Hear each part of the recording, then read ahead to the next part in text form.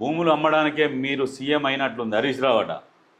అమలు కాని హామీలు ఇచ్చి ప్రజలను మోసం చేసి అధికారంలోకి వచ్చిన ముఖ్యమంత్రి రేవంత్ రెడ్డి అన్ని వర్గాల ప్రజలను దగా చేస్తున్నారని కాంగ్రెస్ పాలనలో తెలంగాణ ఆగమవుతుందని మాజీ మంత్రి హరీష్ రావు విమర్శించారు. హైడ్రా పేరుతో పేదల ఇల్లు కూల్చిన రేవంత్ రెడ్డి అభివృద్ధి పేరుతో గిరిజన భూములను లాగేసుకుంటున్నారని ధ్వజమెత్తారు.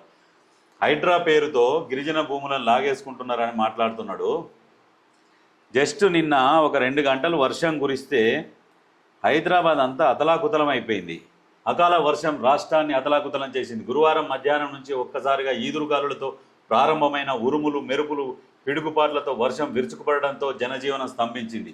ఉత్తర, దక్షిణ, మధ్య తెలంగాణలో భారీ వర్షం కురిసింది. హైదరాబాద్లో దాదాపు అన్ని డివిజన్లలో కురిసిన భారీ వర్షానికి నగర జీవనం అస్తవ్యస్తమైంది. రాష్ట్ర వ్యాప్తంగా పిడుగుపాట్లు, గోడ కూలిన ఘటనలో 5గురు మృతి చెందారు. నడి వేసవిలో వణికిన హైదరాబాద్. భారీ వర్షం హైదరాబాద్ను ముంచెత్తింది.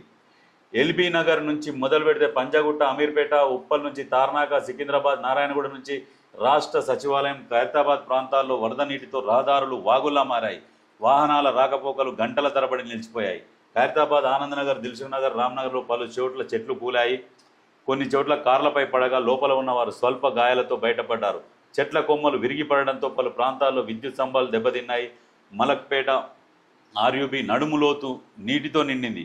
పలు వాహనాలు వరదలో చిక్కుకున్నాయి. సికింద్రాబాద్ అడ్డగుట్ట బస్తీలో మురుగునీటి కాలువ పొంగిపోలడంతో ఇళ్లలోకి నీరు చెందింది.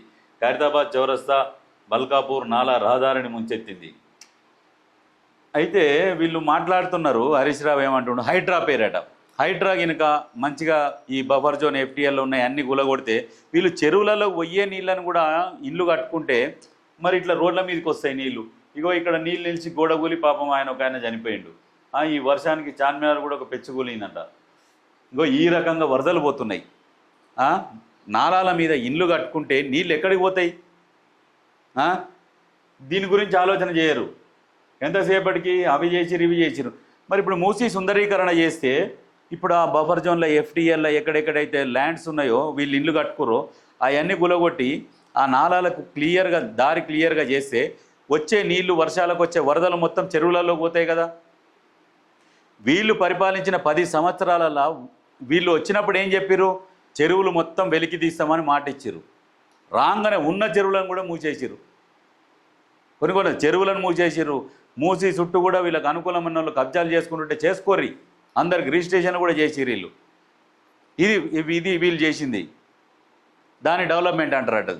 హైడ్రా మూసి పరివాహక ప్రాంతాలలో ఉన్న జనాలు అంటే ఎవరెవరైతే బఫర్ జోన్ల ఎఫ్టీఎల్ దాని వరకు అక్కడ ఆక్రమించుకున్న ఉన్నోళ్ళు ఎవరైతే ఉన్నారో వాళ్ళు కాకుండా పక్కకున్న ఇండ్లలో ఉన్న వాళ్ళని అడిగితే మీకు తెలుస్తుంది ఎంత నరకం ఉంటుంది అనేది. మూసి పక్కకు, మూసి సరౌండింగ్ ఇప్పుడు ఇక్కడ కాలువ ఉందనుకో, దానికి ఒక 5-6 కిలోమీటర్ల వరకు ఒక 2-3 కిలోమీటర్ల వరకు ఎంత నరకం ఉంటుంది అంటే దోమలతోని, విపరీతమైన దోమలు. ఆ దోమల వల్ల రోగాలు వచ్చి హాస్పిటల్లో పడి అప్పుల పాలయ్యి జీవనం అస్తవ్యస్తం అవుతుంది ఒకరొకరి బతుకు. దాని గురించి ఆలోచించరు. ఏమనంటే కానీ ప్రజలను ఎంతసేపటికి ఏది కింద ఉండేటట్టు అడుక్కునే పరిస్థితులనే ఉంచాలి. అది బీఆర్ఎస్ ఆలోచన.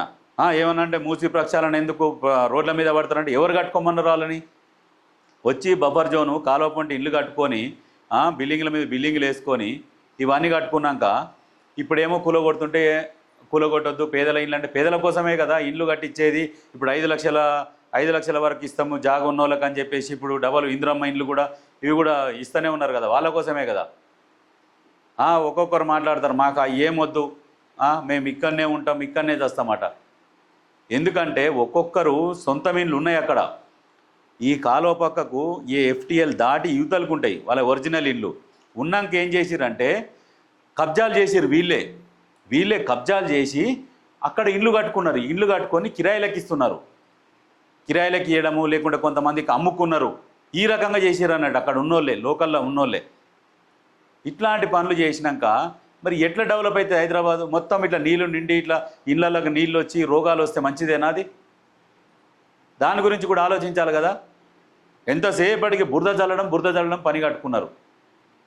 ఈయనంట మళ్ళీ కేటీఆర్ మాట్లాడతాడు, మేము అధికారంలోకి వస్తే ఈకో పార్క్ అట. ఏమి ఈకో పార్క్ చేస్తావయ్యా? మీరు అధికారంలోకి వచ్చినప్పుడు ఏం చెప్పారు? ట్యాంక్ బండ్ల దోషులతో ముంచుకొని నీళ్ళు తాగాలి, ఎండకు తిరిగి వచ్చి అని చెప్పిండు మీ అయ్యా. డల్లాస్ చేస్తాడు, హైదరాబాద్ డల్లాస్ చేస్తా, కరీంనగర్ టర్కీ చేస్తా, ఇవన్నీ గప్పాలు కొట్టిపోయిండు. ఏమన్నా చేసిండా?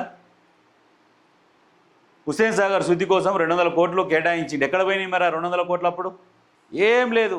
ఎంతసేపటికి కొల్లగొట్టాలి, ఖజానాన్ని కొల్లగొట్టాలి, ఉన్న కాడికి తినాలి. ఈ రకంగానే డెవలప్ చేసింది.